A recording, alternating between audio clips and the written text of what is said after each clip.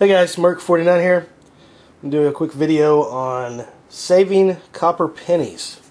I'm sure some of you have heard about this and others haven't.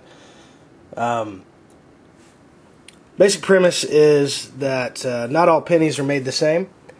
All pennies 1981 and before are 95% copper and 5% zinc.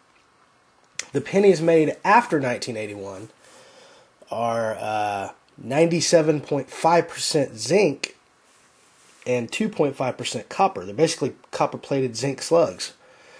What does that mean for you?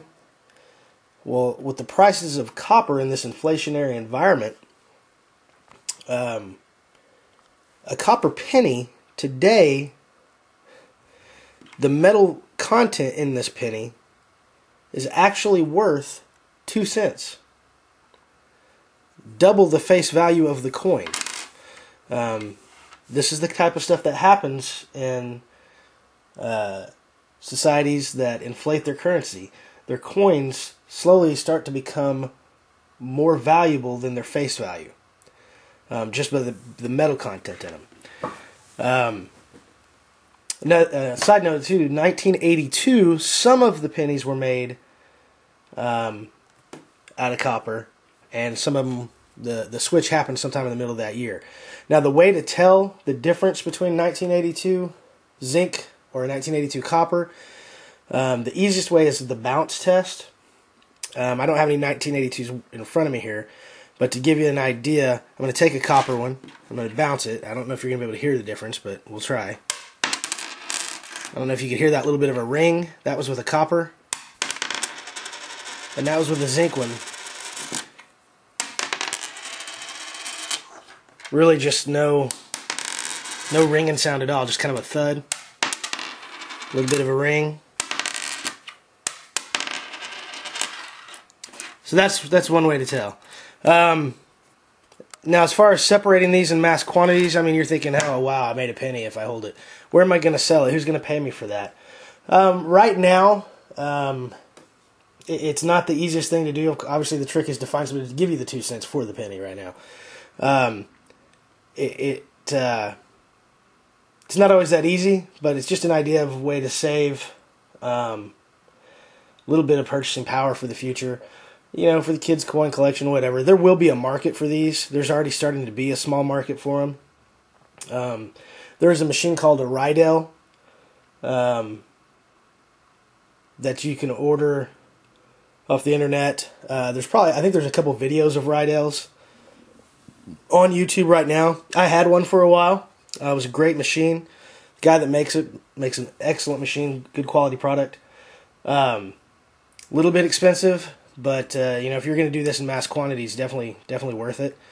But I was taking $50 bags of these pennies to a local coin shop. That's actually quite a big one, nationwide on the internet as well. But anyways, I was taking the bags to them, $50 bags, and selling them to them for $70. So I was making $20 profit off a $50 bag right there. And that's when the cent was at 1 point, the copper pennies were at like 1.5 cents value in copper weight. And, you know, this value does change often. And the easiest place to go to see the difference in price on a daily basis is a website called coinflation.com. Not real sure how well this looks on there. Coinflation.com.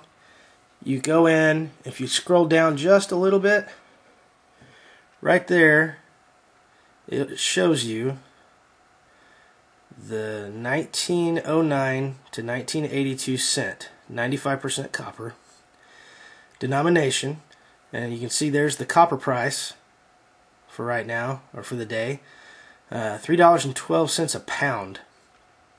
Zinc's at $1.04 a pound. Nickel's at $7.26 a pound. What does that mean right there for your penny? The copper penny metal value is at 2 cents. 207% of its denomination. The 82 to 2009 penny the zinc penny it's starting to catch up, but it's not quite even worth a penny. So, like I said, there is a market coming for these. There are people that are actually hoarding tons, and I mean actual tons of these coins.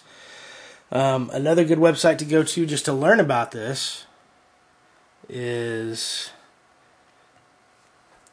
the Real Cent Forum. I believe the web address is realcent.forumco.com. It's a great little forum there. The top forum right there, Copper Penny Bullion Investing. You can actually buy. There's people on this website that are selling copper pennies by the pound. There's also, I think, several of the people on this website are also selling them on eBay. So if you want to get into saving some of these, the idea is, guys, you think about the old silver coins we had, 1964 and before. Our dimes, quarters, half dollars were all made of 90% silver. And right now I think they're going at about 12, 13 times their face value, just their silver content. So a dime is $1.30. It's worth $1.30 just in silver value. You can buy them all day long at coin stores that way, sell them all day long at coin stores that way. Right now these are worth 2 times their face value, but in the future, they're only going to go up in value. And right now you can buy them for a penny. So there's also a website called what is it? Survivalblog.com. And the owner of that website's got an article on there.